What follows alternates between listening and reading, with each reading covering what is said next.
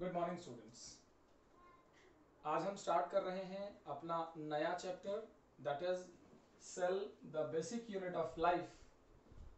आप लोग जानते हैं कि सेल एक इम्पॉर्टेंट क्राइटेरिया है लिविंग होने के लिए। अगर कोई ऑर्गेनिज्म सेल नहीं बियर कर रहा है तो इसका मतलब वो लिविंग भी नहीं है। जैसे कि हमने पढ़े थे कैरेक्टरिस्टिक ऑफ लिविंग बीइंग, तो उसमें आपने cellular structure and complexity as a criteria भी पढ़ा हुआ है। आप ये जानते हैं कि सेल एक डिफाइनिंग क्राइटेरिया है किसी भी लिविंग के होने के लिए। जिन ऑर्गेनिजम्स में सेल जैसी चीज नहीं है उन्हें हम लिविंग नहीं मानते। जैसे कि वायरसेस, आप जानते हैं कि वायरसेस में केवल न्यूक्लियो प्रोटीन कॉम्प्लेक्स है, एक न्यूक्लिक एसिड है जिसके ऊपर एक प्रोटीन की कोट है जिसे कैप्सिड कहते हैं। इसी वजह से हम वायरसेस को नॉन लिविंग और लिविंग के बीच की कनेक्टिंग लिंक मानते हैं। हम उन्हें इस पार्ट पर नॉन लिविंग मानते हैं और चूंकि वो डिजीज कॉज कर सकते हैं, जेनेटिक मटेरियल रखते हैं, म्यूटेट कर सकते हैं, इसलिए हम नॉन लिविंग के आगे बढ़कर उन्हें लिविंग भी मान सकते हैं। तो आज हम इस चैप्टर का पहला पार्ट आपके सामने रख रहे हैं। हम शुरू करेंगे वन बाय वन, चीजों को मैं आपको समझाऊंगा। जैसा कि आपको मालूम है कि हम अपने इस सेक्शन में हमेशा एनसीईआरटी का कंटेंट रखते हैं, तो एनसीईआरटी के कंटेंट से थोड़ा बियॉन्ड चीजें जहां जहां जरूरत होगी वहां मैं जरूर एलाबोरेट करूंगा, लेकिन हम फिलहाल चैप्टर को एलाबोरेट करने स्टार्ट करते हैं। ठीक है। सो सबसे पहले तो सेल क्या है, शुरू करते हैं चैप्टर को। तो सबसे पहले आप समझते हैं कि सेल क्या है। इट इज, आप जानते हैं कि इट इज स्ट्रक्चरल, ये क्या है, स्ट्रक्चरल एंड फंक्शनल यूनिट। ये स्ट्रक्चरल है और फंक्शनल यूनिट है ऑफ लाइफ। ध्यान रहे, लाइफ की स्ट्रक्चरल और फंक्शनल यूनिट को, लाइफ की स्ट्रक्चरल और फंक्शनल यूनिट को ही हम सेल कहते हैं। और भी अच्छे से अगर डिफाइन करना हो बेटा, बढ़िया से अगर समझना हो, तो हम कहते हैं कि अ 3-dimensional space in which biomolecule in which biomolecules interact करते हैं and give the life, और उनकी वजह से लाइफ के क्राइटेरियाज निकल कर बाहर आते हैं। तो एक तो ये क्राइटेरिया समझने वाली बात है और दूसरा ये डेफिनेशन भी आपके दिमाग में सेट हो सकती है। जैसा कि हम सभी जानते हैं कि चाहे कोई ऑर्गेनिज्म यूनिसेलुलर हो चाहे मल्टीसेलुलर हो, cell contained by both unicellular and multicellular organisms, unicellular and multicellular organisms. हाँ, फर्क सिर्फ इतना है बेटा कि यूनिसेलुलर में एक सेल होगी और मल्टीसेलुलर में मोर देन वन सेल होंगी। सो अगर मोर देन वन सेल है तो हम ऐसे ऑर्गेनिजम्स को ही मल्टीसेलुलर ऑर्गेनिज्म कहते हैं, और अगर किसी जगह पर एक ही सेल अवेलेबल है तो हम ऐसे ऑर्गेनिज्म को क्या बोलते हैं, यूनिसेलुलर ऑर्गेनिज्म बोलते हैं। ध्यान रहे कि हम क्यों इसको बेसिक यूनिट कहते हैं। कुछ चीजें समझिए जरा, जिससे कि आपकी शुरुआती अंडरस्टैंडिंग डेवलप होने वाली है। Cell is smallest, cell is smallest unit या स्ट्रक्चर। सेल वो सबसे छोटी स्ट्रक्चर है बेटा, स्मॉलेस्ट यूनिट या structure which shows feature of life, which shows features of life, जो लाइफ के फीचर्स शो करती है। यानी सेल से छोटी कोई भी चीज सबसेलुलर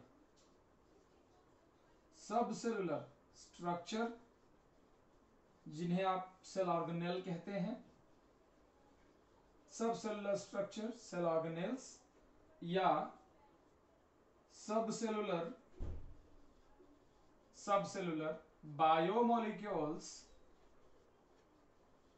बायोमोलिक्यूल्स, ये दोनों ही do not show feature of life, इन दोनों में अगर आप देखें तो आपको लाइफ के फीचर नहीं मिलेंगे। Not showing features of life, ये सभी लाइफ के फीचर शो नहीं करते हैं। यानी कि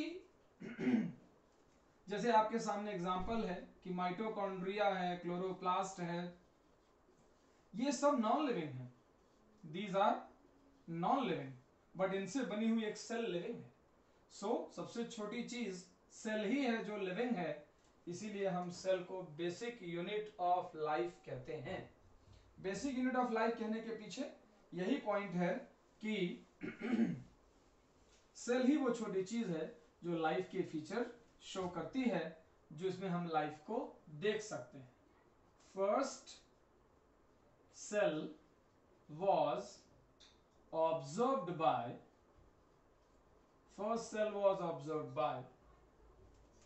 Robert Hooke 1665। आपको पता है honeycomb like structure,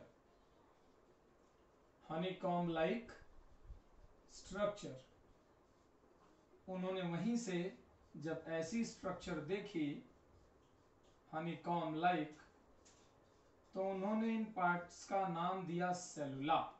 इसको उन्होंने नाम दिया सेलुला, और यहीं से वर्ड आया निकलकर, सेलुला इज अ ग्रीक वर्ड, यहीं से वर्ड आया निकलकर सेल, जो कि मॉडर्न वर्ड है आपके कॉन्सेप्ट में। सेल यहीं से निकल करके honeycomb like structure Robert Hooke ने पहली बार देखा। रॉबर्ट हुक की किताब है माइक्रोग्राफिया, एनसीईआरटी में मेंशन है नाम बेटा, माइक्रोग्राफिया, ये बुक का नाम है, book name in which first description of cell was given. First description of cell. ध्यान देने वाली बात है दैट रॉबर्ट हुक डिस्कवर्ड, तो मैंने लिखा यहां पर कि Hooke discovered dead cell. Hooke ने जो सेल्स देखी वो डेड सेल में देखी, क्योंकि उन्होंने ये सेल्स डेड कॉर्क में देखी थी बेटा, डेड कॉर्क में, ठीक है ना। First living cell was observed by Anton von Leeuwenhoek.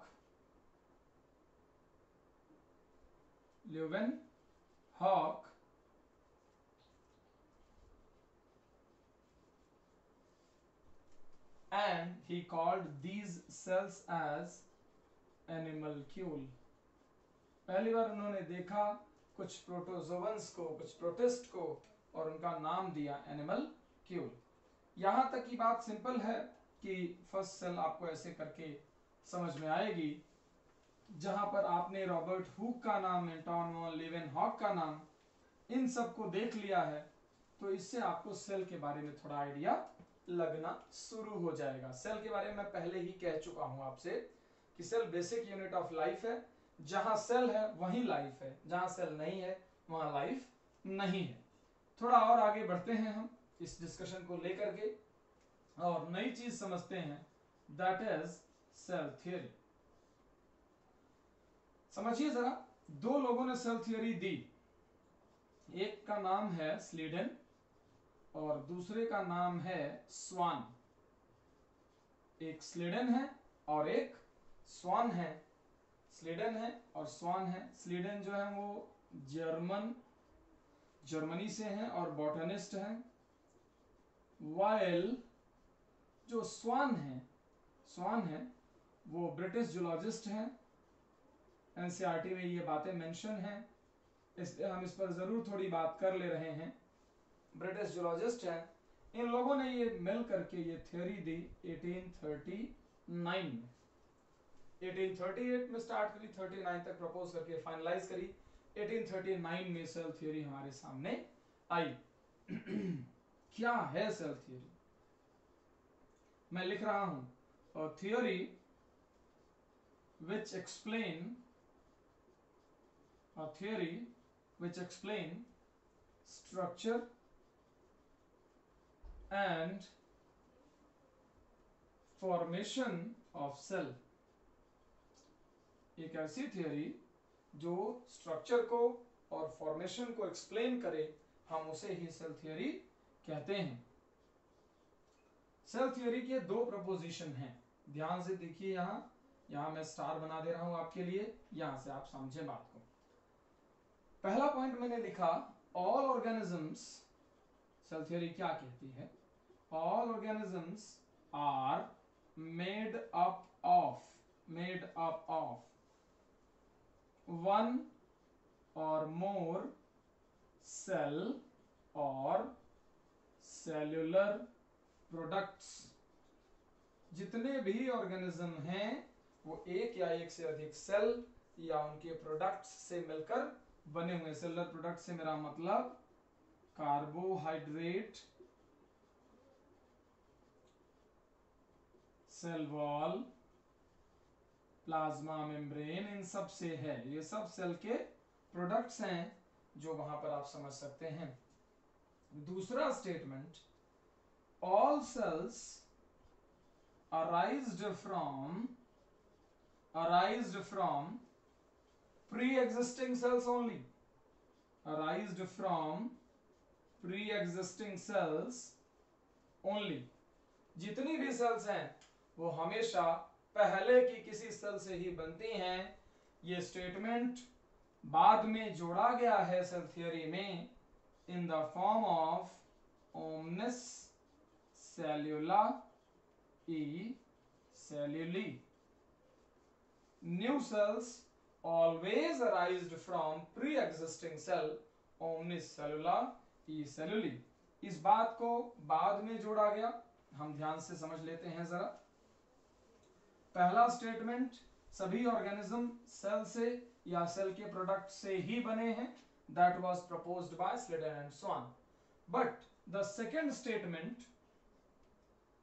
समझ लीजिए जरा, second statement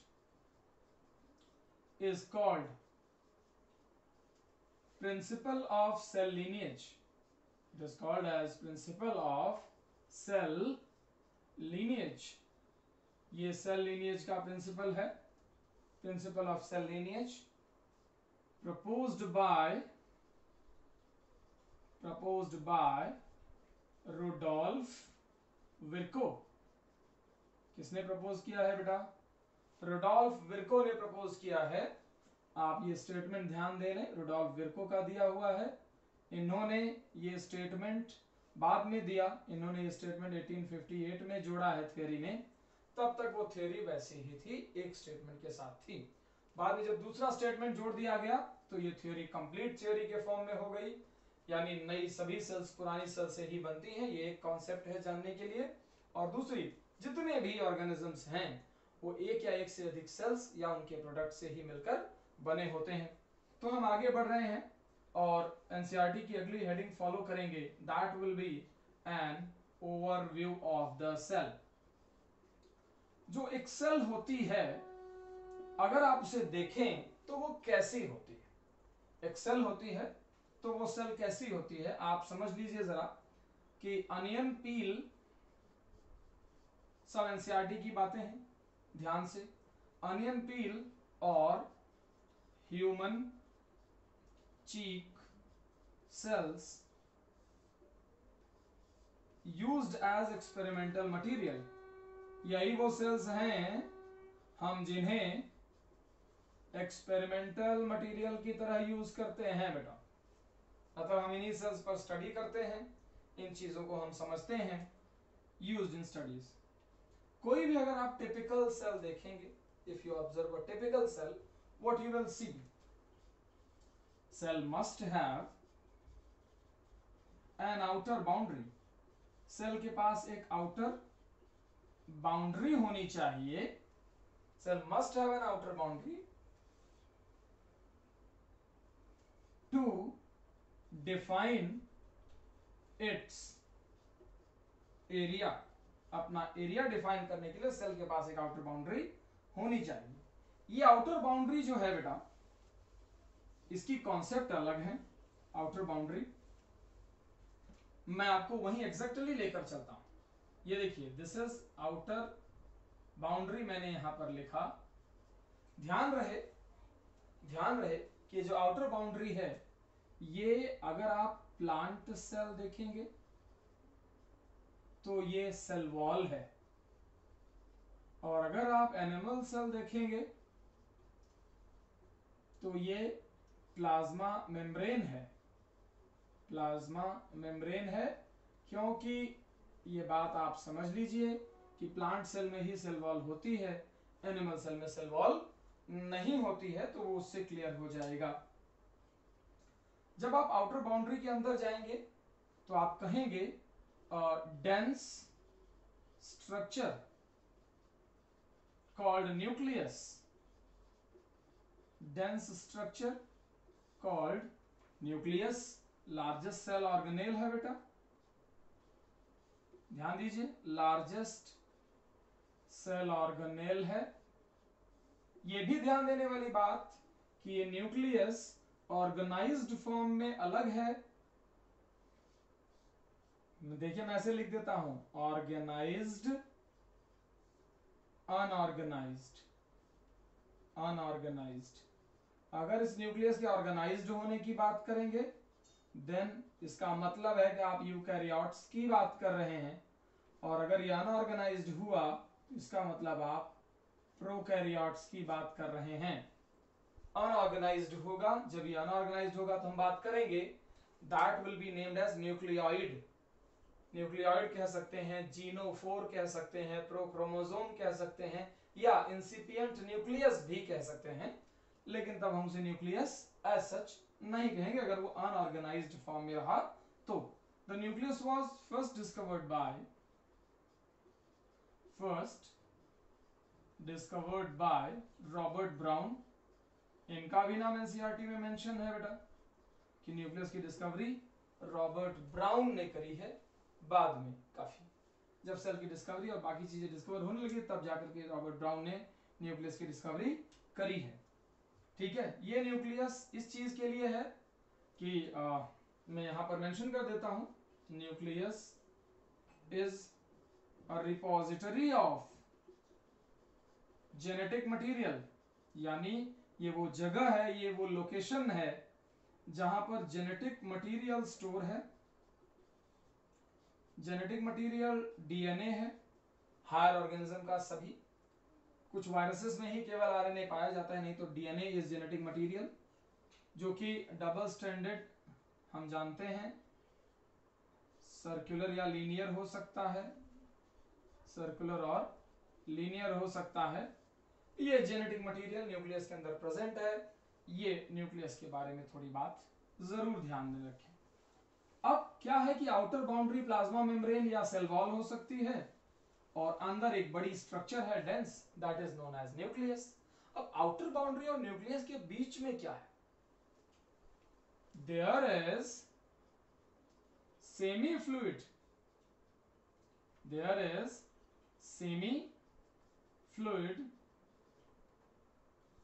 cytoplasm, semi-fluid cytoplasm present in between outer boundary and nucleus। outer boundary और न्यूक्लियस के बीच, आउटर बाउंड्री एंड न्यूक्लियस के बीच एक सेमी फ्लूइड साइटोप्लाज्म प्रेजेंट है। ये semi fluid cytoplasm आपके लिए बहुत इंपॉर्टेंट है, इस बात पर जरूर ध्यान रखेंगे। ये मेन अरीना है, main arena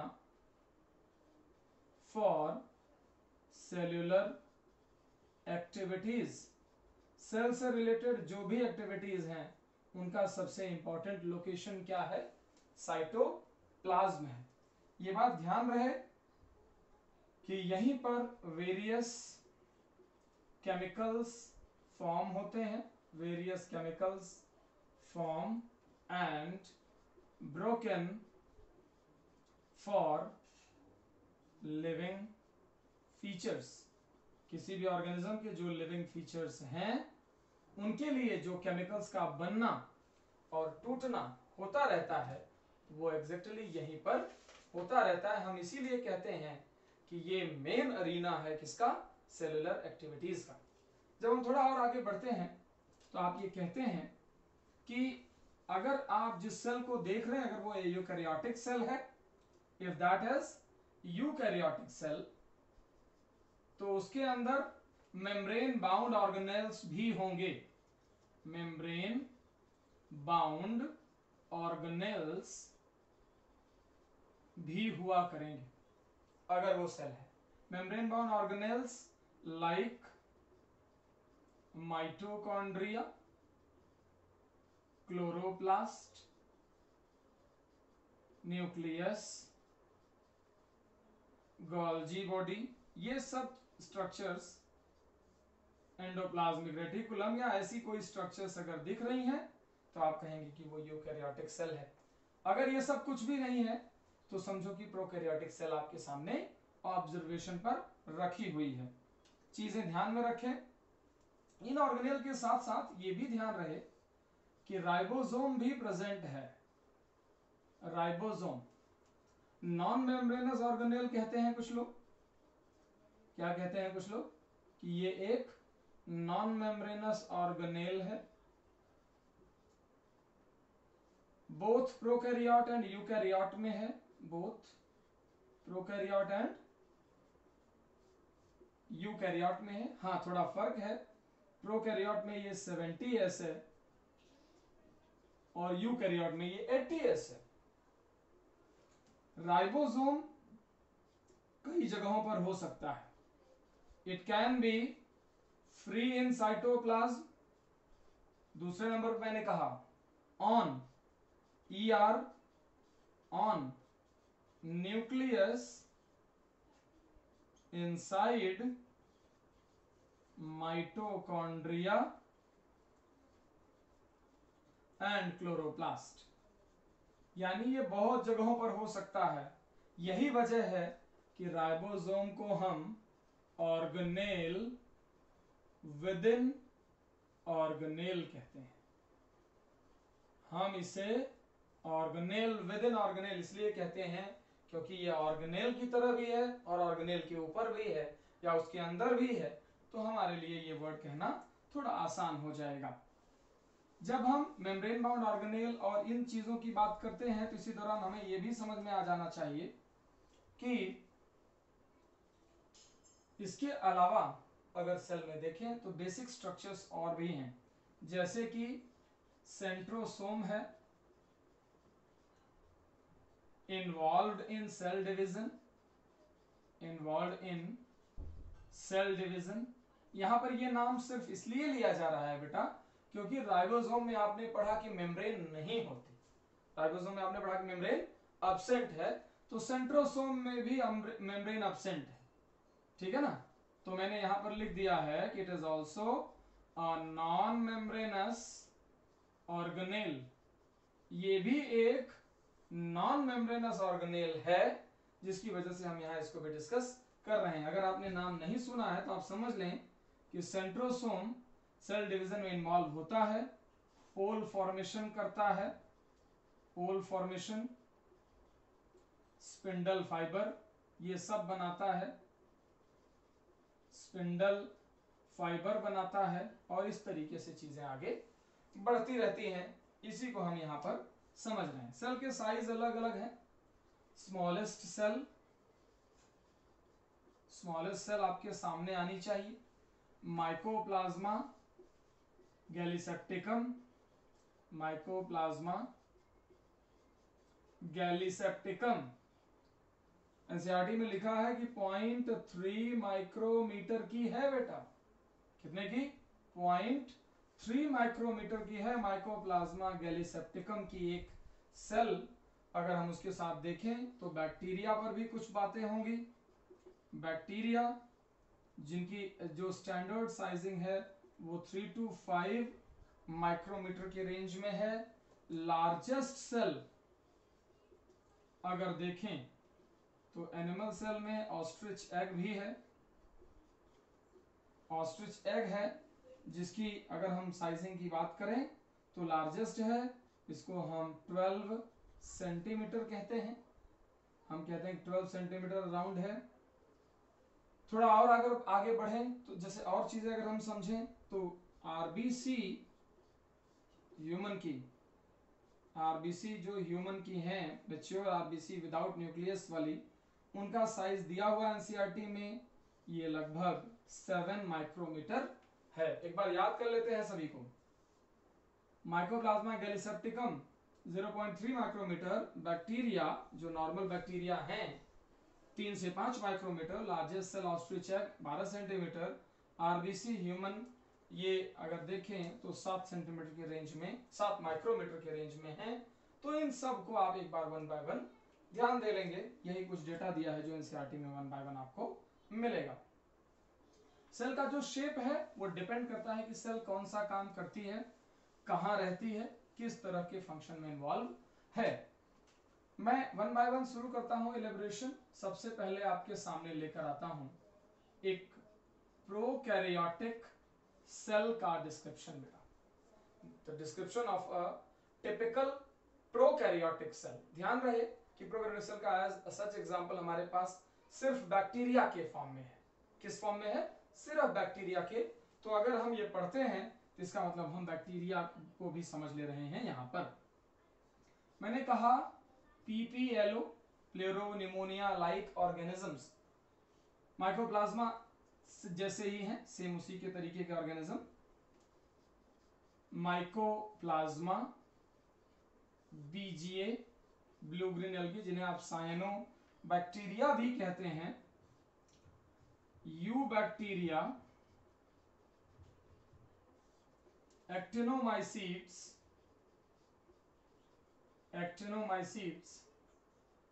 rickettsia and spirochetes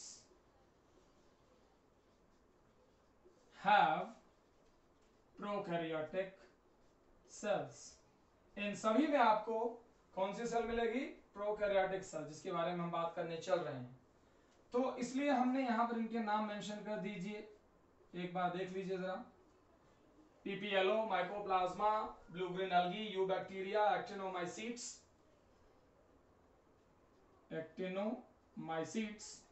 rickettsia and स्पाइरोकीट्स, ये सभी प्रोकैरियोटिक सेल रखते हैं। तो हम इन्हीं को वन बाय वन समझेंगे क्या है। ध्यान देने वाली चीजें ये भी हैं कि चूंकि प्रोकैरियोटिक सेल स्मॉलर होती हैं, तो मैंने कहा कि दीज आर स्मॉलर सेल्स। यही वजह है, स्मॉलर होने की वजह से ही they multiply faster, they multiply faster. Smaller cells हैं तो फास्ट मल्टीप्लाई करेंगे then eukaryotic cells fast multiply करते हैं in comparison to eukaryotic cells. अगर हम जैसे कह रहे थे कि बैक्टीरिया में प्रेजेंटली जनरली होते हैं, तो बैक्टीरिया इज टिपिकल प्रोकैरियोट।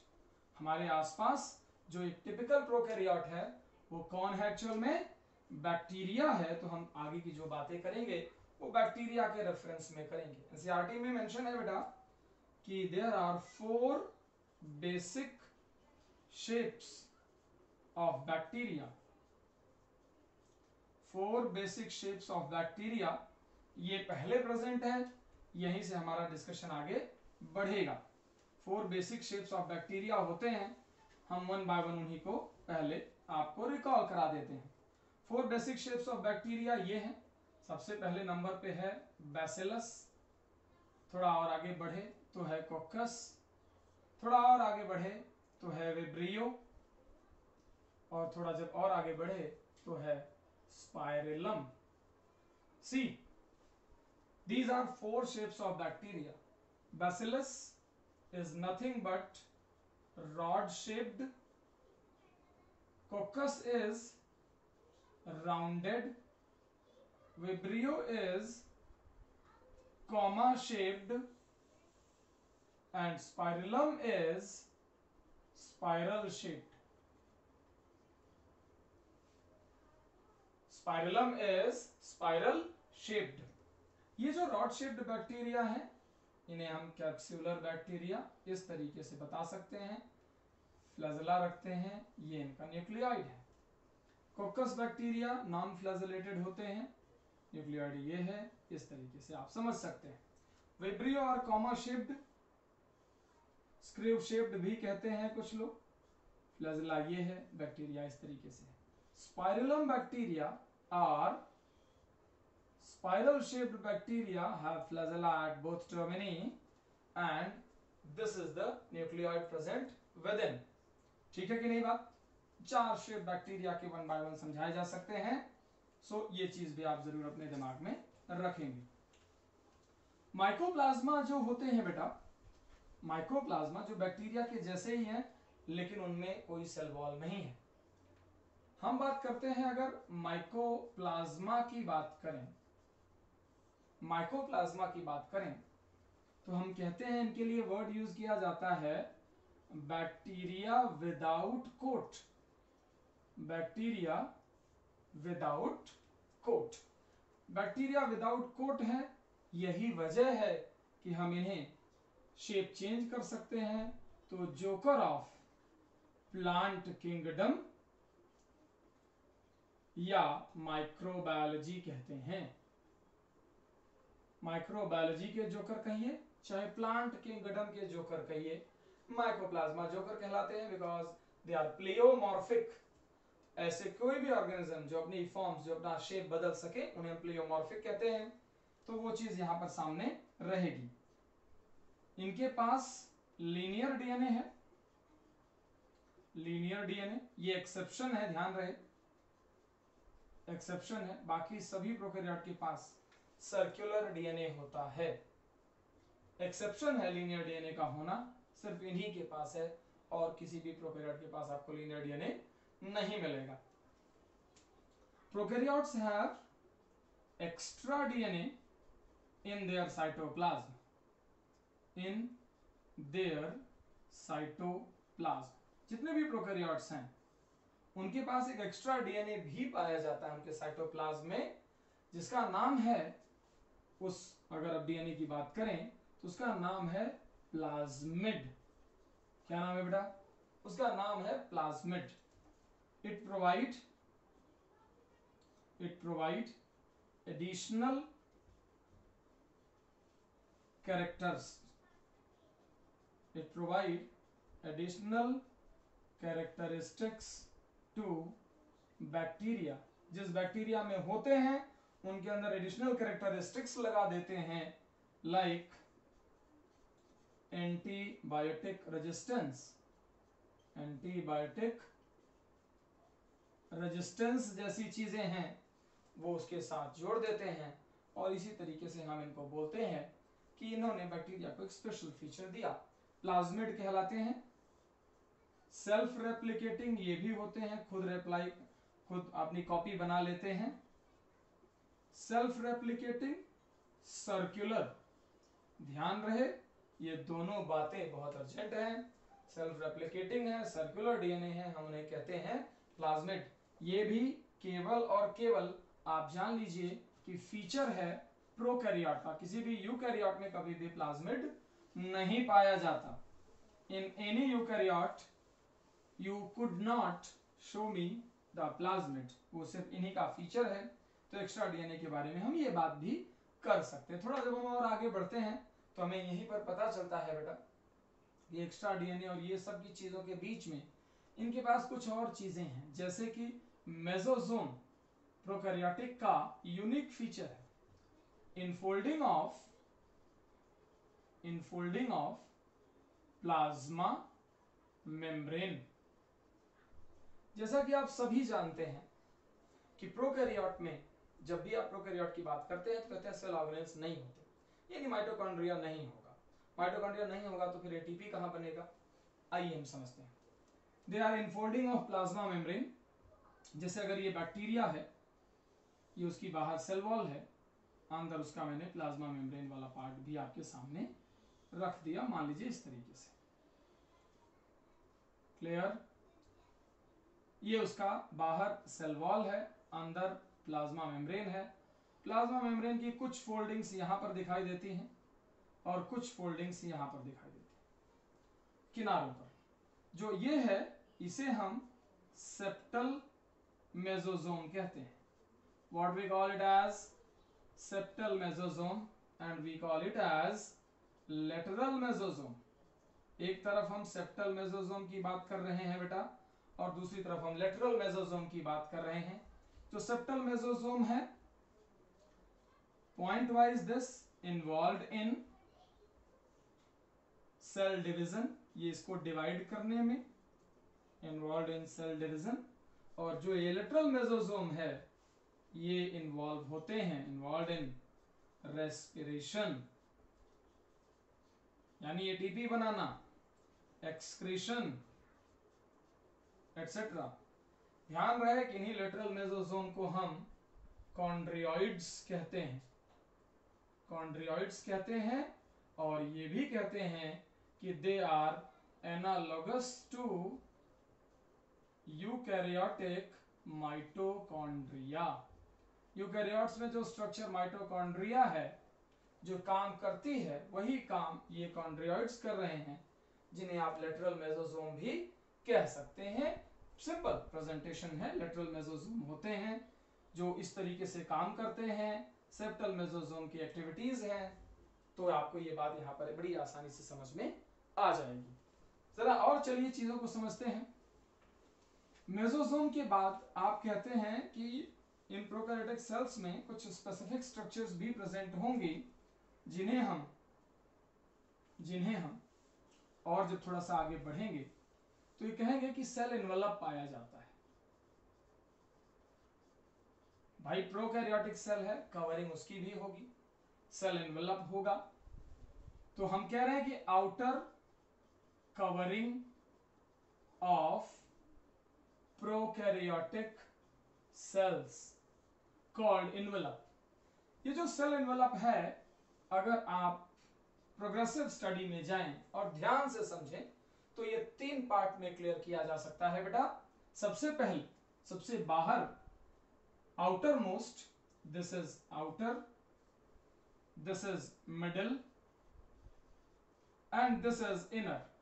जो सबसे आउटर में है that will be called as glycocalyx, that will be called as glycocalyx. जो मिडिल में है वो है सेल वॉल और जो सबसे अंदर है that is plasma membrane.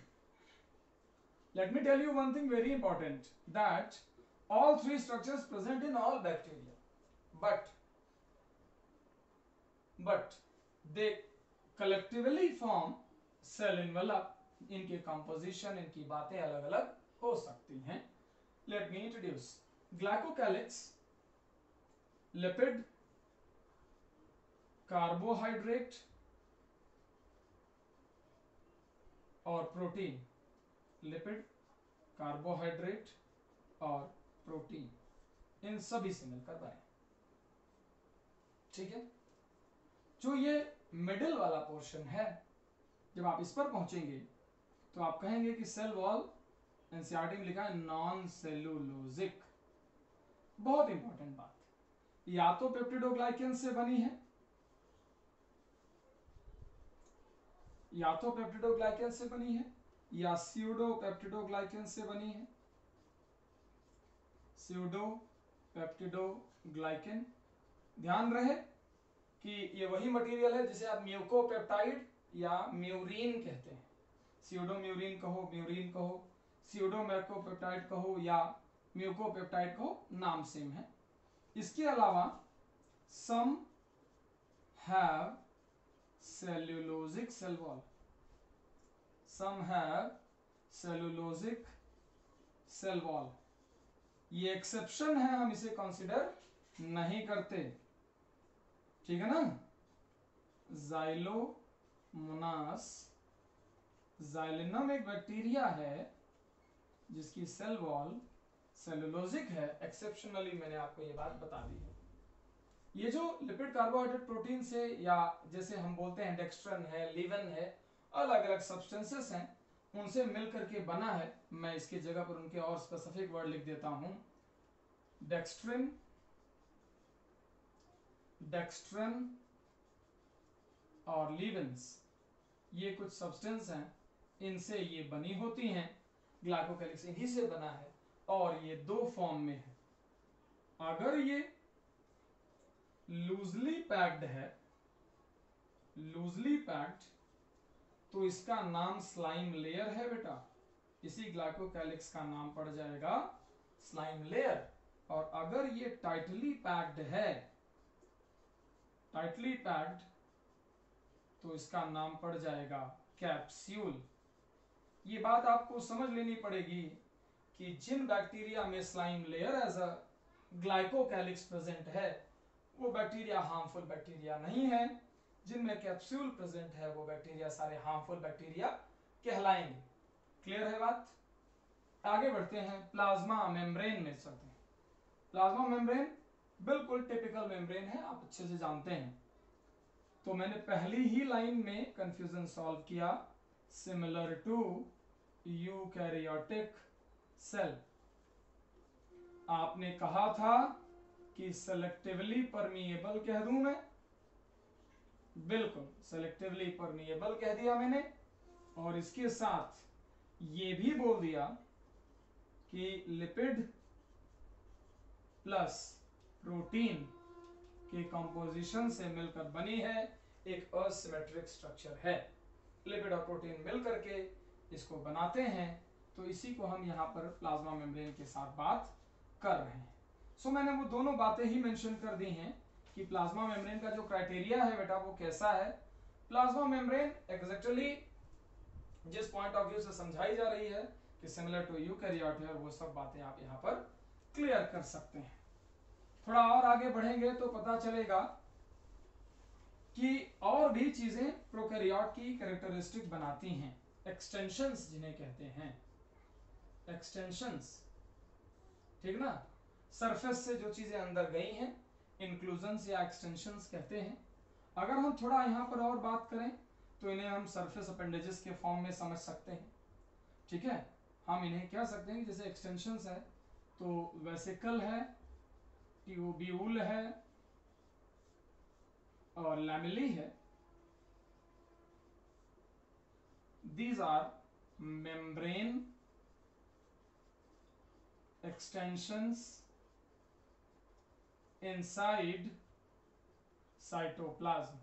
Cytoplasm के अंदर मेम्ब्रेन का एक्सटेंशन चला गया है, उनके अंदर अलग अलग सिस्टम है। अगर आपने कभी ब्लू ग्रीन एल्गी की स्ट्रक्चर देखी होगी तो आपने ब्लू ग्रीन एल्गी में थैलेकॉइड स्ट्रक्चर्स देखे होंगे। थैलेकॉइड जिन्हें आप क्रोमेटोफोर कहते हैं, you call them as chromatophore for carrying ligaments. मैं क्या कह रहा हूं समझिए। मैंने ये कहने की कोशिश की कि एक्सटेंशंस होते हैं जैसे वेसिकल और ट्यूब्यूल और लैमेली के फॉर्म में, ये बाहर से टूटकर अंदर सेल में चले जाते हैं और अलग अलग फंक्शंस प्ले करते हैं। For example thylakoid chromatophore in BGA, ये बात यहाँ पर रिमार्केबल है। ब्लू ग्रीन एल्गी की एक एक सेल में ऐसे स्ट्रक्चर्स आपको मिलेंगे जिन्हें आप एक्सटेंशंस कह सकते हैं, तो उनका काम अलग से रहेगा। इनके मल्टीपल वर्क हैं, सेल वॉल फॉर्म करना, रेस्पिरेशन करना। जरा मैं फंक्शंस इनके नोट कर देता हूं। मैंने नोट कर दिया सेल वॉल फॉर्मेशन, दूसरा मैंने कहा रेस्पिरेशन, आप इसके अंदर मेसोजोम ले सकते हैं। एक्सक्रीशन, बिल्कुल मेसोजोम ले सकते हैं। इसके अलावा अगर हम कहें इंक्रीजिंग सरफेस एरिया तो भी हो सकता है, increasing surface area for more activity. तो ये सारा काम इनके साथ होता रहता है, जो चीज आपको बड़ी इंपॉर्टेंटली याद रहनी चाहिए। जब आप एक समझिए सिस्टम, प्रोकैरियोटिक सेल को टिपिकली जब आप देखते हैं तो क्या क्या देखते हैं। आप देखते हैं कि बाहर एक मेम्ब्रेन है जो प्लाज्मा मेम्ब्रेन हो सकती है, उसके ऊपर सेल वॉल होगी, उसके ऊपर ग्लाइकोकैलिक्स होगा। थोड़ा अंदर के साइटोप्लाज्म होगा, पूरा मेस लाइक मटेरियल फैला होगा। चीजें और थोड़ा सा बढ़ रही होंगी, तो फिर उसके अंदर आप देखेंगे कि क्या क्या और चीजें हैं। तो जैसा कि मैंने आपको बताया कि स्टेप वाइज अगर देखते चलें तो उसके अंदर डीएनए है, प्लाज्मिड है, थोड़ा और आगे बढ़े हम तो हमने ये देखा कि उसी के अंदर मेसोसोम है जो इंक्लूजन है। अभी हमने थोड़ी देर पहले एक्सटेंशंस की बात की और ये सब बताया। इन सब के अलावा भी अगर आप थोड़ा और समराइज करें चीजों को, तो बैक्टीरिया या प्रोकैरियोटिक सेल में सरफेस अपेंडेजेस भी पाए जाते हैं। इन सब के ऊपर कुछ और स्ट्रक्चर्स हैं जो सरफेस पर हैं। मेनली 3 इस एग्जाम्पल में आती हैं। फॉर एग्जाम्पल अगर आप देखें तो आपको 3 चीजें मिलेंगी। First will be, surface appendages का मतलब क्या है, आपको फ्लैजेला मिलेगा जो बहुत इंपॉर्टेंट स्ट्रक्चर है। फ्लैजेला के साथ साथ ही थोड़ा और आगे बढ़ेंगे तो आपको पिलाई मिलेगा, और थोड़ा और आगे बढ़ेंगे तो आपको फिम्ब्री भी मिलेगा। फ्लैजेला, पिलाई एंड फिम्ब्री। फ्लैजेला फ्लैजेलिन प्रोटीन से बना है, पिलाई पाइलिन प्रोटीन से बना है। ये प्रोटीन है जिनसे ये बने होते हैं। फिम्ब्री का ऐसा कोई स्ट्रक्चर नहीं है, कई सारे फाइब्रस प्रोटीन इसके साथ कंबाइंड हो सकते हैं, कोई प्रोमिनेंट स्ट्रक्चर नहीं दी हुई है। फ्लैजेला के 3 पार्ट इंपॉर्टेंट हैं। Flagella have 3 parts. एक अगर आपको समझना है तो आप कैसे करके समझ सकते हैं। एक है बेसल बॉडी, दूसरा है हुक और तीसरा है filament. Basal body, hook and filament. दूसरी तरफ जब आप पिलाई की बात करते हैं तो आप ये कहते हैं कि they are nothing but hollow tubular structure. Hollow tubular structure. इनका जो, अगर आप फ्लैजेलिन की बात करें, फ्लैजेला की बात करें तो फॉर लोकोमोशन, लोकोमोशन है। इसके अलावा आप कहें अटैचिंग टू सबस्ट्रेटम भी है कहीं कहीं। जबकि पिलाई का काम जेनेटिक रिकॉम्बिनेशन है, डीएनए को ट्रांसफर करना। जेनेटिक रिकॉम्बिनेशन इनका मेन काम है।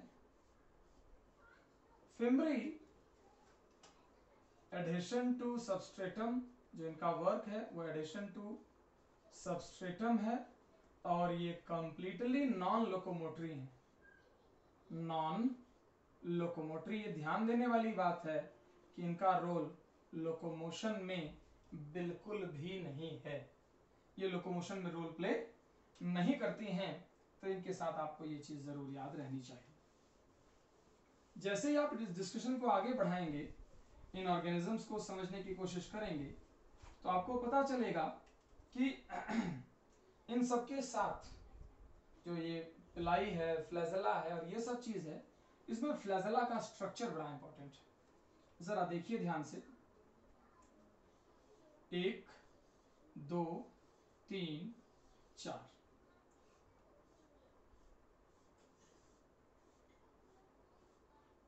Okay, this is the important thing. यहां पर हम ये बात कर रहे हैं कि ये प्लाज्मा मेम्ब्रेन है, ये सेल वॉल है, ग्लाइकोकैलिक्स बाहर कहीं है। ये 4 प्लेट्स हैं, एक का नाम है एल प्लेट, दूसरे का नाम है पी, तीसरे का नाम एस और चौथे का नाम M. L P S M plates, इनके बीच से होते हुए एक रॉड अंदर चलती है जो ऊपर जाकर के बाहर की ओर निकल जाती है। इस तरीके से ये हुक है और यहां से फिलामेंट निकलता है। This is filament, this is hook, and this whole part is known as basal body. ध्यान देने वाली बात क्या है बेटा, कि बेसल बॉडी में LPSM 4 प्लेट्स हैं, जिसमें से इन दोनों को हम डिस्टल प्लेट कहते हैं और इन दोनों को हम प्रॉक्सिमल प्लेट कहते हैं। प्रॉक्सिमल प्लेट कहते हैं। ठीक है बात ये। तो इस तरीके से हम इनके कंटिन्यूएशन इन बातों को समझेंगे। फ्लैजेला का एक basic typical structure basal body, hook और फिलामेंट के साथ डिस्टल प्लेट और प्रोक्सिमल प्लेट लेकर के सामने है। ऐसा ही फ्लैजेला बैक्टीरिया के ऊपर पाया जाता है। बैक्टीरिया पर फ्लैजेला के नंबर भी वैरी करते हैं। यहाँ एक फ्लैजेला, मल्टीपल फ्लैजेला, बहुत सारी चीजें स्ट्रक्चरली दिखाई जा सकती हैं, तो ये बात यहाँ पर ध्यान देने वाली है। मैं बात करता हूं राइबोसोम पर। थोड़ी देर पहले मैंने आपको समझाया कि ये आरएनए प्लस प्रोटीन से मिलकर बनते हैं। आरएनए प्लस प्रोटीन, इसीलिए हमें न्यूक्लियोप्रोटीन कहते हैं। That is why we call them as ribonucleoprotein complex. तभी हम इन्हें राइबोन्यूक्लियोप्रोटीन कॉम्प्लेक्स कहते हैं बेटा। ये जो राइबोसोम आरएनए और प्रोटीन से मिलकर बनते हैं, इनका जो मेन काम है, जो मेन रोल है, वो ये है कि they are protein factory. They are actually what? They are protein factory. ये प्रोटीन बनाने के लिए इन्वॉल्व होते हैं बॉडी में। यहाँ पर ये 70S के फॉर्म में है, जिसकी दो सब यूनिट्स हैं। एक सब यूनिट है 30S और दूसरी सब यूनिट है 50S। 50S और 30S मिलकर 70S ही बनेगा, क्योंकि वो कुछ सरफेस एरिया का लॉस होता है। वो हम सब टाइम बाद जब हम राइबोसोम करने लगेंगे तो जरूर डिस्कस करेंगे। राइबोसोम प्रोकैरियोट में एक खास बात है कि जैसे मान लीजिए एमआरएनए है जो डीएनए से कॉपी होके आया है। एमआरएनए पर मल्टीपल राइबोसोम एक साथ लगते हैं। मल्टीपल राइबोसोम्स, स्मॉलर सब यूनिट, लार्जर सब यूनिट एक साथ लगते हैं और नए प्रोटीन बनना शुरू होता है। See, this is mRNA, this is ribosome and these are newly formed proteins। ये नए बनने वाले प्रोटीन्स हैं। ये जो कंबाइंड स्ट्रक्चर है आरएनए का, राइबोसोम का और न्यूली फॉर्म्ड प्रोटीन का, अगर आप इसे देखें तो इसे पॉली राइबोसोम या पॉलीसोम कहते हैं। ये स्ट्रक्चर प्रोकैरियोट में एक्सक्लूसिव स्ट्रक्चर है, प्रोकैरियोट में ही मिलती है। कभी यूकैरियोट में ऐसी स्ट्रक्चर्स नहीं बना करेंगे। राइबोसोम जो होते हैं वो 15 nm से लेकर 20 nm की रेंज में है। 15 nm इनकी विड्थ है, 20 nm इनकी लेंथ है, ऐसा भी मेंशन है आपकी किताब में, तो वहां से चीजें आगे बढ़ जाएंगी। जब आप आगे चलते हैं तो आप ये समझते हैं, इसी में पॉइंट वाइज आप ये बात करते हैं कि जो लास्ट में कुछ इंक्लूजन बॉडीज हैं, अगर हम उनको देख लें तो हमारा काम खत्म हो जाए। इंक्लूजन बॉडीज हैं टू स्टोर, इनका जो मतलब है फूड और वेस्ट। इंक्लूजन बॉडीज कुछ और नहीं बल्कि फूड या वेस्ट स्टोर करने का काम करती हैं बेटा। और इनमें जो मेनली क्या है, फॉस्फेट ग्रेन्यूल है, साइनोफाइसियन ग्रेन्यूल है, फॉस्फेट ग्रेन्यूल है, साइनोफाइसियन ग्रेन्यूल है या ग्लाइकोजन ग्रेन्यूल है। जो ये तरह के ग्रेन्यूल हैं, देखिए हमने क्या नाम देखा, हमने फॉस्फेट ग्रेन्यूल देखा, साइनोफाइसियन यानी बीजीए में पाए जाने वाले ग्रेन्यूल की हमने बात की, और हमने ग्लाइकोजन ग्रेन्यूल भी देखा। ये जो सब होते हैं ये नॉन मेम्ब्रेनस हैं, इनके ऊपर कोई मेम्ब्रेन नहीं पाई जाती, ये ध्यान रहे। इसी के साथ अगर हम थोड़ा सा और आगे बढ़ें तो गैस वैक्यूल भी इसी तरीके के हैं।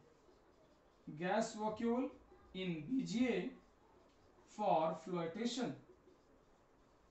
फ्लोटेशन, आप जानते हैं कि बीजीए फ्लैजेला रहित है, फ्लैजेला नहीं होता तो वहां पर ये फ्लोटेशन जो है ये पैसिव मूवमेंट का काम करता है, और उसके लिए उसके पास ये गैस वैक्यूल्स प्रेजेंट हैं। ठीक है बेटा, तो ये एक बेसिक आइडिया प्रोकैरियोटिक सेल के पाए जाने वाले वेरियस कंपोनेंट्स का है, वेरियस कंपोनेंट्स का है। हम आज अपने डिस्कशन का एंड जो है दो छोटे छोटे एक्सरसाइज से करेंगे। पहला एक्सरसाइज, ज़्यादा हम एलाबोरेट नहीं करेंगे उस पर। पहला हमने कहा एक्सरसाइज 1 आपके लिए, आपको बताना है कि प्रोकैरियोटिक सेल और यूकैरियोटिक सेल में क्या मेजर डिफरेंसेस हैं। लिस्ट करते हैं, देखते हैं हम कितने लिस्ट इसमें कर सकते हैं। पहले नंबर पे जब प्रोकैरियोटिक सेल और यूकैरियोटिक सेल की बात शुरू हुई तो मैंने आपको सिर्फ इतना ही बोला कि प्रोकैरियोटिक सेल का मतलब है कि no nuclear membrane, no nuclear membrane, जबकि मैं यहां कह रहा हूं न्यूक्लियर मेम्ब्रेन प्रेजेंट। ठीक है कि नहीं? मल्टीपल हम एक साथ करते हैं। यहां मैंने कहा प्लाज्मिड प्रेजेंट, यहां मैंने कहा प्लाज्मिड एब्सेंट, होता ही नहीं।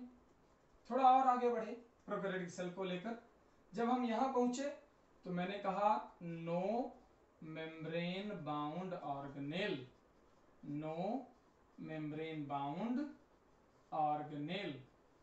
थोड़ा और आगे बढ़े, यहां कहा membrane bound organelles, membrane bound organelles present, membrane bound organelles present रहेंगे। मेसोसोम यहां होगा, यहां मेसोसोम नहीं होगा बेटा, मेसोसोम वहां नहीं होगा।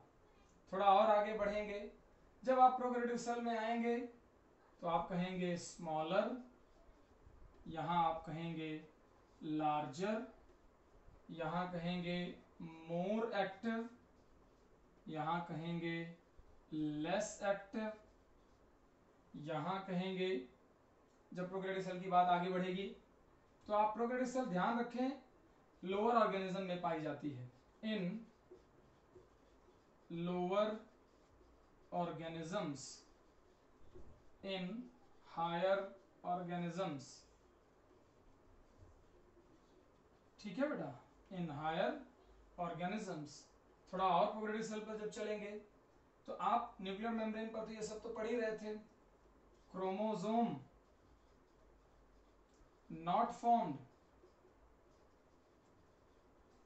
यहां क्रोमोसोम बनता है, क्रोमोसोम फॉर्म्ड, क्रोमोसोम जैसी स्ट्रक्चर्स बनकर आएंगी। थोड़ा और आगे बढ़े तो जब आप प्रोकैरियोटिक सेल में आपने बात करी तो आपने एग्जैक्टली मुझे बहुत सारी चीजें बताई थी। Respiratory enzymes, respiratory enzymes in plasma membrane, यहां मैंने कहा रेस्पिरेटरी एंजाइम्स इन माइटोकॉन्ड्रिया। ये कुछ एक डिफरेंसेस हैं, दो चार, आप इन्हें जरूर याद रखें, आपको काफी कंफर्टेबिलिटी यहां पर फील होगी, तो ये चीज आप यहां जरूर समझ लेंगे। इसी के साथ एक और डिफरेंस लोग बोलते हैं जो प्रोकैरियोटिक को इंक्लूड करेगा, खत्म करेगा, वो यहां हम एक्सरसाइज 2 पर जब पहुंचेंगे तो एक्सरसाइज 2 क्या है बेटा कि प्लांट सेल और एनिमल सेल का डिफरेंस। एक्सरसाइज 2 आप लोगों के लिए भी है छोटी सी। एक तरफ मैंने कहा प्लांट सेल और दूसरी तरफ मैंने कहा एनिमल सेल। अगर मैं इन दोनों का डिफरेंस कहूं समझने को तो कोई खास दिक्कत नहीं है आप लोगों को, आप जानते हैं। आप क्या जानते हैं? Cell wall present, cell wall absent, lysosome present, sorry यहां एब्सेंट है, यहां आप कहेंगे लाइसोसोम प्रेजेंट।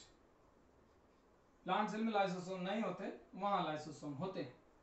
आप थोड़ा और आगे बढ़े, आपने कहा सेंट्रियोल एब्सेंट, यहां आपने कहा सेंट्रियोल प्रेजेंट। आपने कहा प्लास्टिड्स प्रेजेंट, यहां आपने कहा प्लास्टिड्स एब्सेंट। थोड़ा और आगे बढ़े प्लांट सेल को लेकर, तो आपने जब प्लांट सेल की बात की तो आपने कहा कि जनरली वॉक्यूल्स इनके पास बड़े होते हैं, कई बार छोटे भी हो सकते हैं। वॉक्यूल्स प्रेजेंट, यहां पर आप कह रहे हैं कि वॉक्यूल्स एब्सेंट। थोड़ा और जब आगे बढ़े तो जब भी आप प्लांट सेल और एनिमल सेल को कंपेयर करते हैं, ये कुछ एक 3 4 5 बातें तो है ही, इनके अलावा एडिशनली कुछ लोग ये भी बताते हैं कि stored food as starch, stored food as glycogen, stored food starch के फॉर्म में है और वहां पर स्टोर्ड फूड ग्लाइकोजन के फॉर्म में है। ये भी कुछ डिफरेंसेस आप जरूर यहां पर याद रख लेंगे।